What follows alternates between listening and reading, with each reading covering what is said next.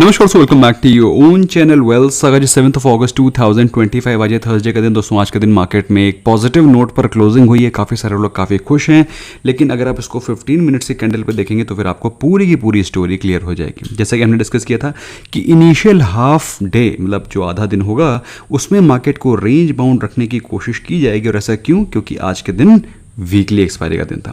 Market को range bound रखा गया। By the end of the day अगर आप देखें लास्ट के तकरीबन एक घंटे के बल्कि 2 घंटे मार्केट में एक सॉलिड तेजी दिखाई पड़ी। That was primarily because of the short covering, क्योंकि आज के दिन वीकली एक्सपायरी थी। बट इंटरेस्टिंग बात दोस्तों यह है कि मार्केट ने 55,000 के इंपॉर्टेंट लेवल को टच किया। 55,000 के लेवल से मार्केट में ऑलमोस्ट 600 पॉइंट्स की अपसाइड दिखाई पड़ी है। This is something what we should be focusing at. और ये एक स्ट्रॉन्ग शॉर्ट कवरिंग क्या रिवर्सल का साइन है, आगे इसको डिस्कस करेंगे। अल्टीमेटली निफ्टी 50 क्लोज हुआ 22 points plus, Nifty bank close हुआ 110 पॉइंट्स प्लस। एक सॉलिड शॉर्ट कवरिंग, सॉलिड गिरावट के बाद हमको एक सॉलिड रिकवरी दिखाई पड़ी है। बहुत ही स्ट्रॉन्ग सिग्नल दिखाई पड़ रहा है, उसको हम लोग फर्दर चार्ट में स्टडी करेंगे। मिड कैप और स्मॉल कैप इंडेक्स में भी हमको पॉजिटिविटी दिखाई पड़ रही है।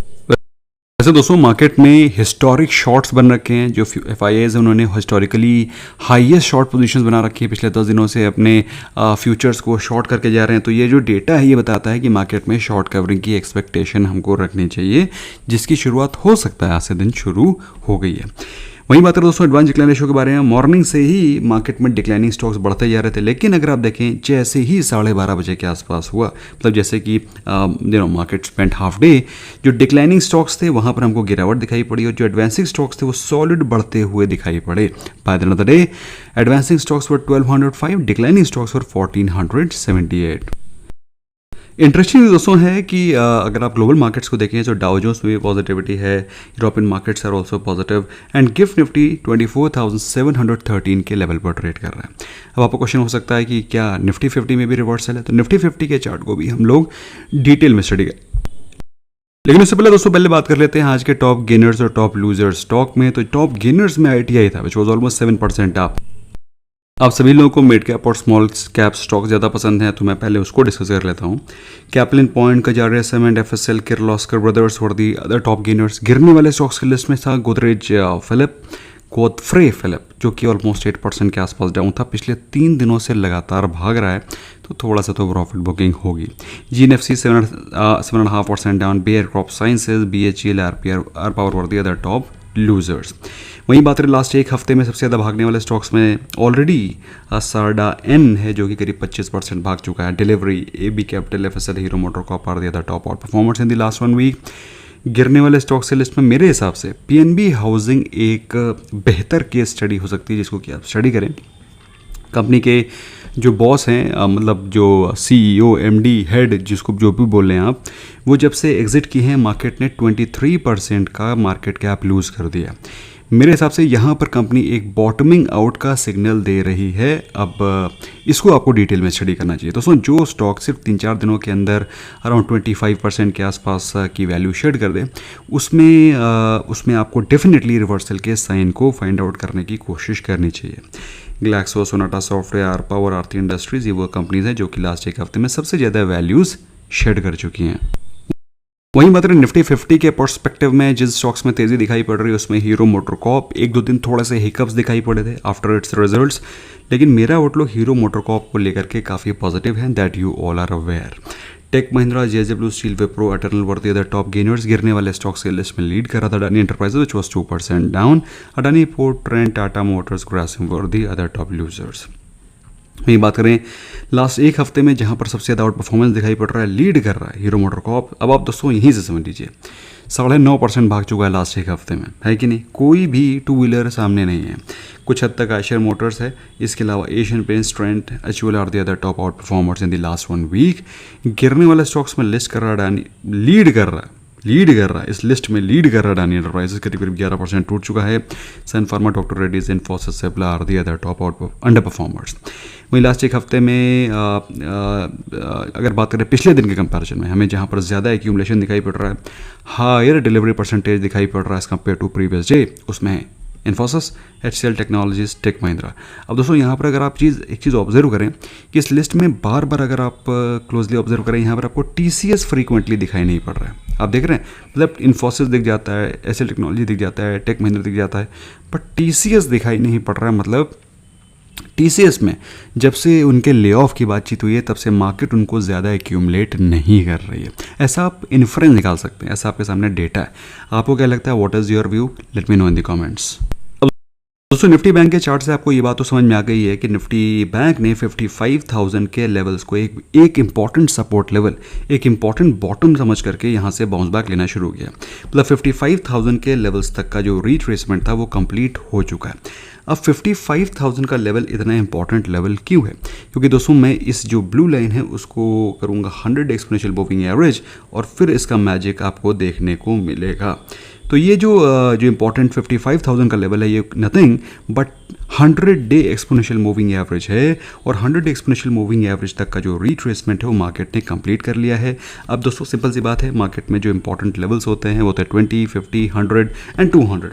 तो मार्केट ने 100 डे एक्सपोनेंशियल मूविंग एवरेज तक का जो रिट्रेसमेंट है कंप्लीट करके अभी अपसाइड दिखाई है। तो एक आप फेयर अजम्पशन रख सकते हैं कि यहाँ से मार्केट 56,000 के लेवल्स तक जाने के लिए तैयार है। क्योंकि अगर आप देखें मेजर रेजिस्टेंस 56,000 के आसपास मिलेगा तो ये शॉर्ट कवरिंग अगले आने वाले 1-2 दिन में आपको और भी आती हुई दिखाई पड़ सकती है and you should be expecting 500 plus points upside. This is what you can expect. Ultimately दोस्तों ट्रेंड रिवर्सल तभी होगा जब मार्केट 56,000 के ऊपर सर्वाइव करेगी। अभी तो जो ये पुल बैक है ये शॉर्ट कवरिंग का पुल बैक है। सिमिलरली अगर आप निफ्टी 50 के चार्ट को देखें, निफ्टी 50 के चार्ट में भी आज I just show you intraday chart. तो इनिशियल के तकरीबन आधे दिन तो मार्केट को रेंज बाउंड रखने की कोशिश करी गई, बिल्कुल छोटे छोटे कैंडल्स जैसे ही। वैसे 24,200 के लेवल्स को हम लोग एक्सपेक्ट कर रहे थे, बट 24,200 तो नहीं, 24,350 के लेवल का आज के दिन बॉटम था और वहाँ से 1-2 घंटे मार्केट ने धड़ाधड़ अपसाइड दिखाई। मतलब आप देखिए 6-7-8 कैंडल्स बिल्कुल धड़ाधड़ green green green green green और मार्केट अपने डे हाई के आसपास क्लोज हुई है। और दोस्तों इसमें तो शॉर्ट कवरिंग थी ही, शॉर्ट कवरिंग ही दिखाई पड़ रही है ना। अगर आप डे चार्ट पे देखें दोस्तों तो ये कौन सा इंपॉर्टेंट लेवल है? ये 100 एक्सपोनेंशियल मूविंग एवरेज के लेवल का पुल बैक ऑलरेडी हो चुका है। अब दोस्तों मेरे हिसाब से you must be focusing at 24,600 level. अगर ये जो लेवल है अगर ये ब्रीच हो जाता है या फिर मार्केट के ऊपर सस्टेन करती है, निफ्टी 50 सस्टेन करता है, तो यहाँ से आपको फ्रेश 250 पॉइंट की अपसाइड को एक्सपेक्ट करना चाहिए as far as Nifty 50 is concern. So Nifty bank में तो 500 पॉइंट की अपसाइड साफ साफ दिखाई पड़ रही है और निफ्टी 50 में 24,600 के ऊपर अगर सस्टेन करता है तो 250 पॉइंट की अपसाइड आपको एक्सपेक्ट करनी चाहिए। रीजन रैशनल जो है वो dynamic support resistance moving averages पे जो दिखाई पड़ रहा है वो मैंने आपको समझाने की कोशिश करी है। किसी भी कीमत पे शॉर्ट कवरिंग को ट्रेंड रिवर्सल नहीं समझना है। Please for God sake please understand this. इसको अपने गांठ बांध लीजिए, ये शॉर्ट कवरिंग है। और अगर आपका क्वेश्चन ये है कि शॉर्ट कवरिंग कब हमें समझना चाहिए, शॉर्ट कवरिंग खत्म हो गई और मार्केट में फिर से बाइंग स्टार्ट हो गई है, तो निफ्टी 50 के लिए जो सबसे पहला लेवल है वो है 24,800 है कि नहीं। तो 24,800 के ऊपर मार्केट सस्टेन करती है तो फिर 25,200 ये लेवल्स आपको दिखाई पड़ सकते हैं। बट अल्टीमेटली अभी तो मार्केट का जो ट्रेंड है वो वीक ही बना हुआ है। ओवरऑल अगर आप देखें तो आज के दिन FIIs ने सेलिंग करी है करीब 5,000 करोड़ की और DIIs की तरफ से बाइंग है 10,864 करोड़ की। मतलब FIIs सेलिंग करे जा रहे हैं और DIIs की तरफ से मैसिव बाइंग चालू है। अब तो निफ्टी 50 और निफ्टी बैंक, अब आपका कुछ नहीं हो सकता ना सर निफ्टी 50 पे आपका आउटलुक वीक क्यों है? क्योंकि दोस्तों अगर आप देखें तो अभी भी निफ्टी 50 का जो ट्रेंड है वो लोअर हाइज लोअर लोज का बना हुआ है। So I just draw this line for your better understanding. आप इसको ऐसे ज्वाइन करिए और अगर आप देखें तो ये आपको ऐसे करके निफ्टी 50 ऐसे गिर रहा है, तो ये जो पुल बैक है दैट इज़ 24,800 और ये जब ब्रीच करके 25,200 तक जाएगा तब आपको एक क्लियर कट ट्रेंड रिवर्सल दिखाई पड़ेगा। आई होप आपको मैंने कुछ हद तक समझाने की कोशिश करी है। दोस्तों आज के दिन मेरे हिसाब से आपकी नज़रें होंगी NSDL के ऊपर। NSDL दोस्तों वो शेयर है जो कि मेरे पास जब ये लिस्टेड नहीं था तब से मेरे पास है और I am still holding and I will continue holding it for, in fact I am planning to hold it for lifetime. आज के दिन स्टॉक ने लगातार back to back 4 upper circuit मारे, 5% के 4 upper circuit, 1, 2, 3 and 4। Ultimately stock 20% के आसपास close हुआ है। जिस अनलिस्टेड प्राइस पे ये स्टॉक ट्रेड कर रहा था उन लोग को लगा हुआ कि यार ये स्टॉक प्राइस ऊपर नीचे क्यों लिस्ट हुआ है। दोस्तों ये सब स्ट्रैटेजीज़ होती हैं। स्ट्रैटेजीज़ क्यों होती है? अपने आईपीओज़ को सुंदर दिखाने के लिए। अगर एनएसडीएल को 1120 या 1130 जिस प्राइस पे वो स्टॉक मिल रहा था अनलिस्टेड मार्केट में, उस प्राइस पे लिस्ट करते तो हो सकता है मार्केट में उतना अच्छा ग्रे मार्केट प्रीमियम ना मिलता, या फिर मार्केट में उतना अच्छा बज़ ना होता, या फिर हल्ला गुल्ला ना होता, लोगों को वैल्यू दिखाई ना पड़ती। तो अपने आईपीओ को बहुत बम्पर दिखाने के लिए या फिर उसमें वैल्यू दिखाने के लिए अनलिस्टेड प्राइस से नीचे लिस्ट करने की कोशिश की जाती है कुछ कंपनीज़ के द्वारा। बट अल्टीमेटली अगर उसमें वैल्यू है तो मार्केट में वो वैल्यू निकल करके बाहर आ ही जाएगी। तो अल्टीमेटली अगर आप देखें कई सारे लोगों के पास ही शेयर नहीं होंगे, लेना चाह रहे होंगे, वो सोचेंगे स्टॉक गिरेगा तब लेंगे। फिलहाल आज के दिन स्टॉक ने 1120 जो अनलिस्टेड मार्केट के प्राइसेस थे वो ऑलरेडी टच कर दिया। तो दोस्तों जो लोग एनएससी के शेयर्स को बाय करना चाहते हैं, क्योंकि एनएससी में अभी 7-8 महीने हैं लिस्ट होने में, दोस्त people who want to enter that unlisted market, और जो लोग एनएससी के शेयर्स को अनलिस्टेड खरीदना चाहते हैं, so they can contact us on our WhatsApp 6026169537। तो आपको व्हाट्सएप पे you will get the update, या फिर आपको कोई भी अनलिस्टेड शेयर खरीदना होता है, you can of course let us know and you will get it at the cheapest price and the very same day, है ना। So we can plan accordingly. Overall NSDL बेहतरीन कंपनी है। मैंने आज morning में भी आपसे ये डिस्कस किया था कि मैं तो इसको होल्ड करूँगा लाइफ टाइम के लिए।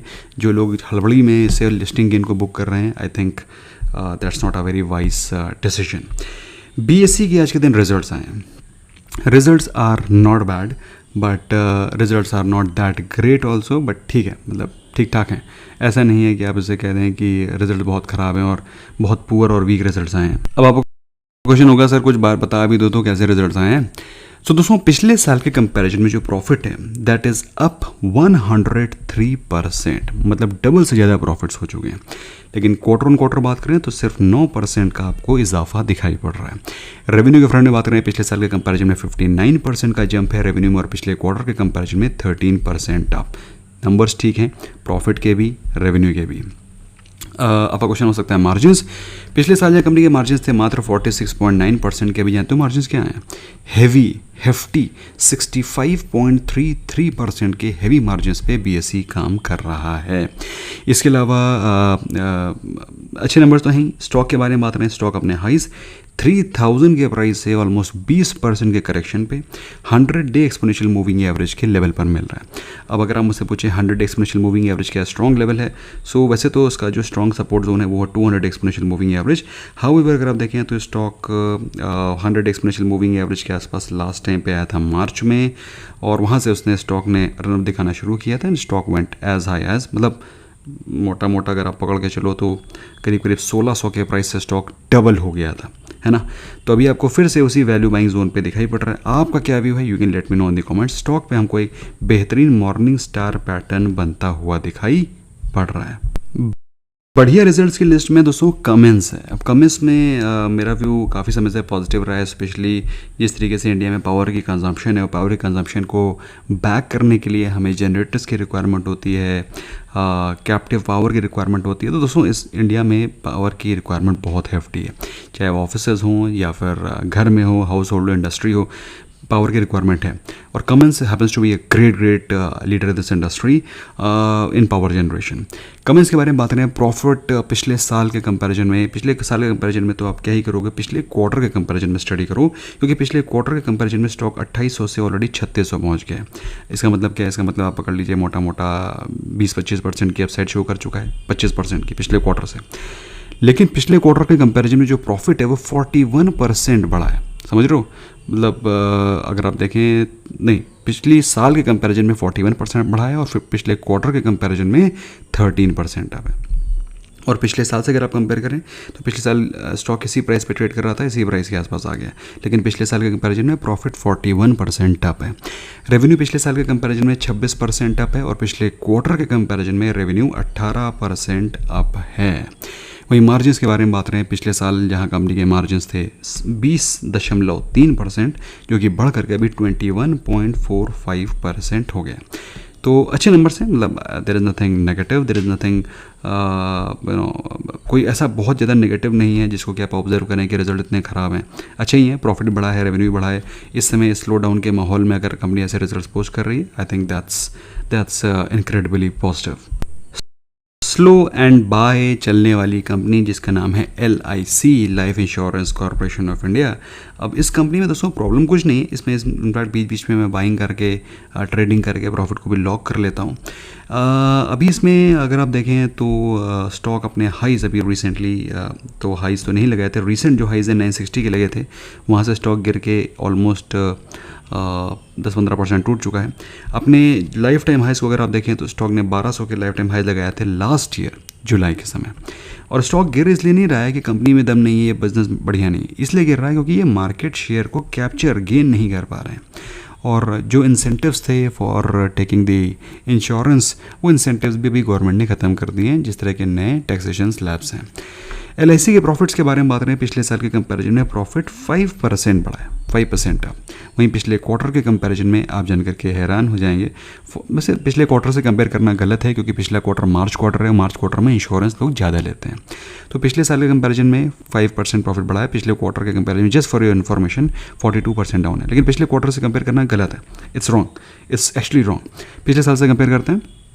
नेट प्रीमियम के बारे में बात करें, पिछले साल के कंपैरिजन में 5% बढ़ी है, क्योंकि मार्च में लोग इंश्योरेंस ज़्यादा लेते हैं ना। I hope you understanding, financial year and होने से पहले तो ओवरऑल अगर आप देखें तो रिजल्ट्स ओके हैं। पिछले साल स्टॉक इसी समय पर ट्रेड कर रहा था 1200 के प्राइस पे, अभी स्टॉक 900 के प्राइस पे ट्रेड कर रहा है, ऑलरेडी 33% के डिस्काउंट पे ट्रेड कर रहा है। वेराज अगर आप प्रॉफिट्स के बारे में बात करें या फिर नेट प्रीमियम इनकम के बारे में बात करें तो पिछले साल के कंपैरिजन में 5% बढ़ी है। कल के दिन एक स्टॉक में हमको गिरावट दिखाई पड़ सकती है, वो है भारतीय एयरटेल। अब गिरावट होगी कि नहीं होगी वो तो कल के डिमांड पे डिपेंड करेगा, बट एक ब्लॉक डील है जो कि प्लान कर रहा है इंडियन कॉन्टिनेंट इन्वेस्टमेंट, जो कि 5 करोड़ शेयर्स को सेल करेगा, जो कि ऑलमोस्ट 0.8% का इक्विटी शेयर होल्डिंग है। जिस प्राइस पे शेयर को सेल करेगा वो है 1862 रुपीज़ पर शेयर, जो कि प्रेजेंट प्राइस से ऑलमोस्ट 3% के डिस्काउंट पे है। और ओवरऑल डील के साइज़ के बारे में बात करें तो 9310 करोड़ की एक बड़ी डील है जो कि ये कंपनी करेगी। तो कल के दिन अगर आपको स्टॉक में प्रेशर दिखाई पड़ता है, you should not be surprised. दो रिजल्ट बड़े ही ज़बरदस्त है जिसको कि मैं डिस्कस कर लेना चाहता हूँ आपके साथ। One is Kalyan jewellers. मतलब मैंने तो ऐसे results by the way expect नहीं किए थे। कल्याण ज्वेलर्स, तो कल्याण ज्वेलर्स कहाँ है? कल्याण ज्वेलर्स, या सो कल्याण ज्वेलर्स आज के दिन करीब 1.5% के आसपास पॉजिटिव था। Whereas if you talk about the profits, तो लास्ट ईयर के कंपैरिजन में जो प्रॉफिट है वो बढ़े हैं 48.6%। समझ रहे हो? मतलब लास्ट ईयर के कंपैरिजन में प्रॉफिट 48। देखो मार्च से कंपेयर नहीं करना है क्योंकि मार्च में मामला अलग होता है, सितंबर से दिसंबर के क्वार्टर से कंपेयर नहीं कर सकते क्योंकि दिवाली का सीज़न होता है। इसमें भी year on year he comparison चलेगा।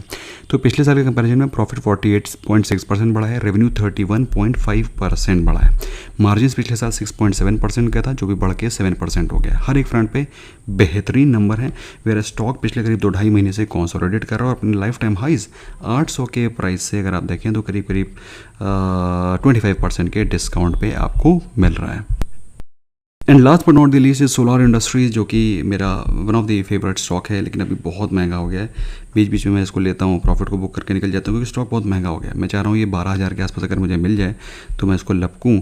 मैं वेट करता रहा कि 12,000 के आसपास आएगा, बट आया नहीं। अभी हम लोग ने कुछ 1-2 दिन पहले ही इसमें अपनी पोजीशन को क्रिएट किया था और मैं अभी वेट कर रहा हूँ। I am waiting for it to go more up.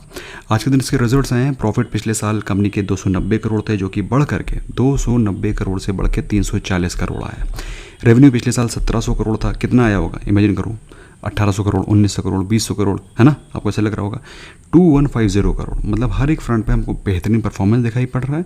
हालांकि मार्जिन्स थोड़े से ड्रॉप हुए हैं। पिछले साल कंपनी के मार्जिन थे 27% के, जो कि अभी 24.8% मार्जिन है। अगर मार्जिन भी बढ़िया हो जाता है तो समझ लीजिए क्या हाल होता। ओवरऑल स्टॉक अपने हाइस करीब 18,000 के लेवल से गिर के अभी आपको 15,000 के प्राइस पे मिल रहा है। तो इसको भी आप स्टडी कर सकते हैं। जो अच्छे रिजल्ट्स हैं दोस्तों मैं डिस्कस करने की कोशिश करता हूँ। बाकी रिजल्ट्स तो बहुत आते हैं, कंपनीज तो बहुत सारी हैं।